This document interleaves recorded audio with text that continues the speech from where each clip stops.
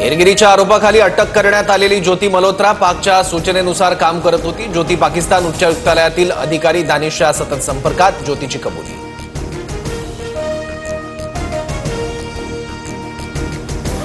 ज्योती पाक गुप्तचर संस्थेचे अधिकारी अली हसनच्या संपर्कात होती। ज्योतीच्या एका बँक खात्यात दुबईहून झालेला व्यवहार आढळला, सूत्रांची माहिती।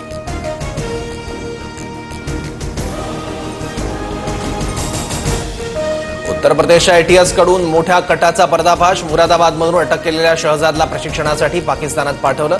शहजाद भारतात मोठ्या दहशतवादी हल्ल्याचा कट रचत होता, तपासात उघड।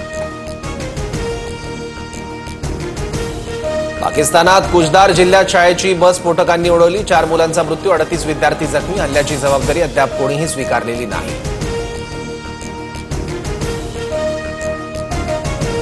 श्रीकांत शिंदेंच्या नेतृत्वात आज शिष्टमंडळ युनायटेड अरब एमिरेट्सचा दौरा करणार, तर संजय झा यांच्या नेतृत्वात शिष्टमंडळाचा जपान दौरा असणार। अमृतसरच्या शहापूर सीमा चौकीवरून बीएसएफने एका पाकिस्तानीला अटक केली। पाकिस्तानी नागरिकाची चौकशी सुरू।